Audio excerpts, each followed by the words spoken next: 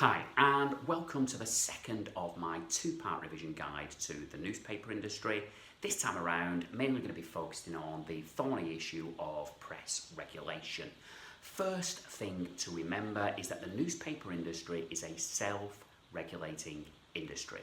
What this means is that in spite of numerous threats down the years, no government has been willing to impose statutory regulations on the press. Statutory meaning enforced by law. Now there are probably two very good reasons for this. One, what government in their right mind would look to make an enemy of the entire press? No government who fancies its chances of getting re-elected anytime soon, that's for sure.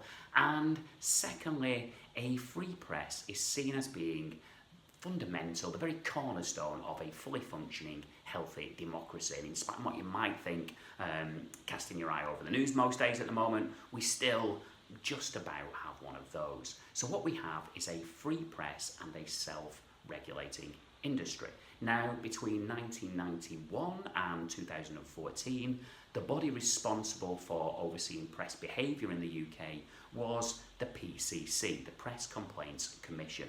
However, it was on the PCC's watch that some of the most notorious and, dare I say, egregious, examples of press misbehaviour took place. Most infamously, of course, the phone hacking scandal that ultimately led to the closure of Rupert Murdoch's flagship Sunday tabloid, The News of the World. And this led to the Leveson inquiry and subsequent report into press standards and behaviour.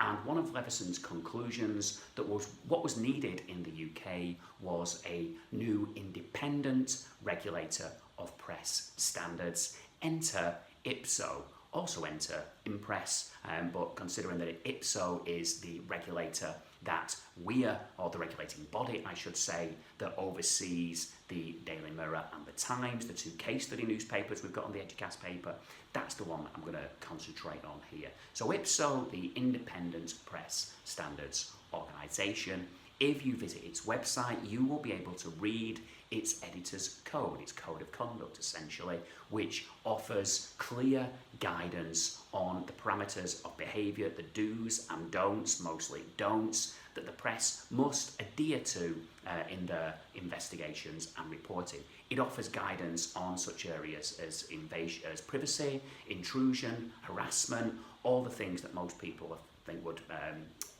believe that the press trample on quite freely and quite happily on a daily basis. Now, if you look at that code, you will see that each of those subheadings has a little asterisk attached, which tells you that if it can be proved that the press's reporting and investigation was deemed to be in the public interest, then essentially they are free to happily ignore all the guidelines that follow.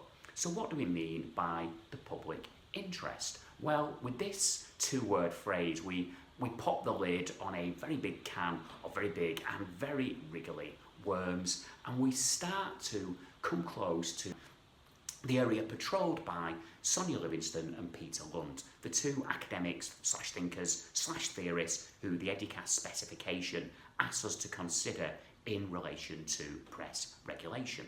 The public interest, is it what we as members of the public are interested in, the sordid nocturnal affairs of footballers, royals, politicians, anyone who's ever had the merest brush with fame, or is it the stuff that it is in our interest to know, the stuff that governments and corporations might prefer us not to know, but that crusading journalists want to bring to light? It's the difference between what we want to know and what we need to know, between the news industry as an offshoot of the entertainment industry and a news industry as this source of sharp investigation and exposure. Livingston and Lunt framed regulation in similar terms. They saw it as a battle to reconcile the conflicting demands of citizens and consumers. As citizens, we are motivated by the public good. We are all stakeholders in democracy with a shared interest in seeing it thrive, and we crave information that allows that to happen. Again, the public interest. As consumers, our motives are somewhat murkier, somewhat shadier, We want to know what we want to know, the stuff that gives us pleasure, the stuff that entertains us.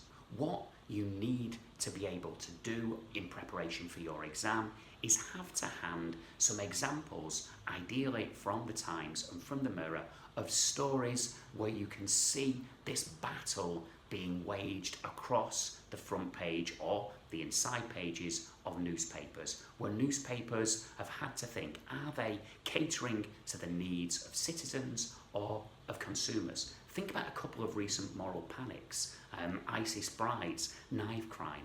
In reporting those stories, are newspapers serving the demands of citizens, or are they serving the demands of consumers? Ultimately, you don't have to have an answer to that question. What you need to do is just make sure you're aware of the fact that the question exists and that there are numerous potential responses to it. The other thing that Livingston and Lund touch upon in their ideas about regulation is the ever-increasing difficulty of regulation in a global, technology-driven world of ever-multiplying platforms. For example, whose job is it to regulate the Russian bot who is flooding your Facebook feed with fake news? Whose job is it to regulate the Twitter troll who is happily breaking press injunctions? Whose job is it to decide whether your Instagram live video should be subject to the same regulation as Sky News? Again, questions that don't really have answers at this moment in time. National regulators still scrambling to keep up with this ever-spiralling nature of demands on their time. Just an awareness that this problem exists will suffice. The other aspect of newspapers for audience and industry that you need to be aware of is the fact that the specification asks you to ensure that you have studied a full edition of both the Times and the Mirror. Essentially, you can choose one at random. There isn't a set one that you need to have studied and remembered.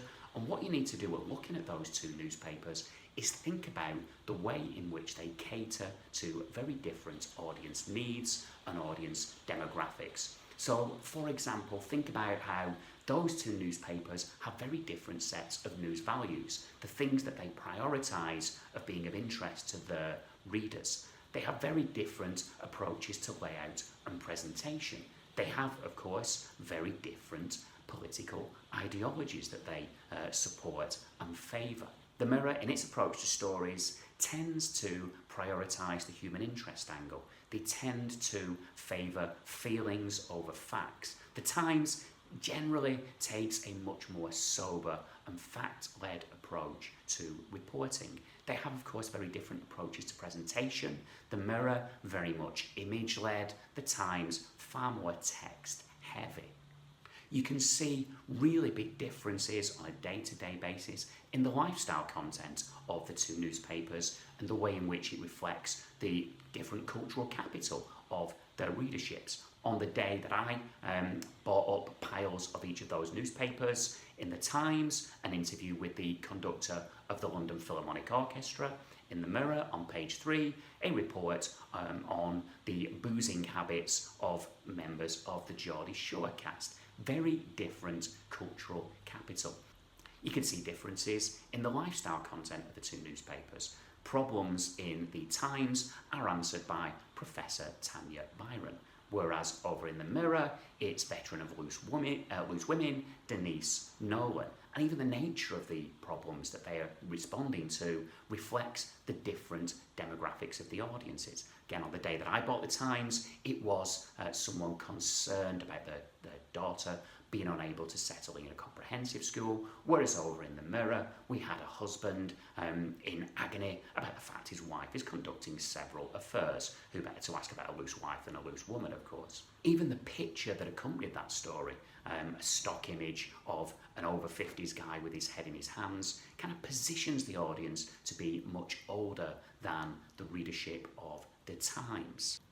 You can see differences in the adverts in each paper. Again, very selective example just to illustrate the point about these different demographics. But in the Times, a full-page advert for Slack, the communications tool / app favoured by hip tech and media companies. Whereas in the Mirror, a advert for co-op funeral plans. Hip, young Times readers listen to burial. Hip replacement seeking Mirror readers worry about their burial plans. You've also, of course, got to visit the websites of the two newspapers. Again, you see a very different approach there.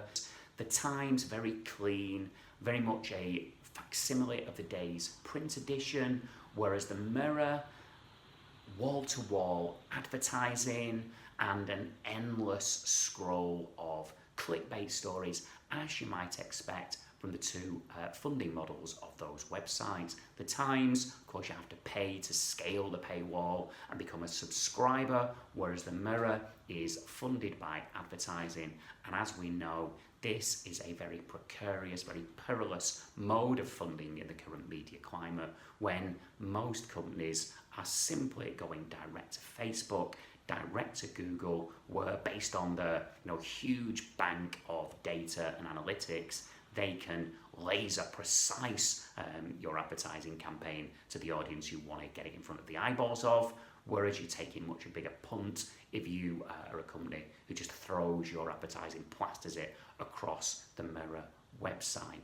So pick up a copy of the Times, pick up a copy of the Mirror, really think about how those two newspapers and the web editions are going about the job of catering to the needs of very different audiences, and think about how they're going about the job of reconciling the needs of citizens and consumers. Thanks very much. Bye-bye.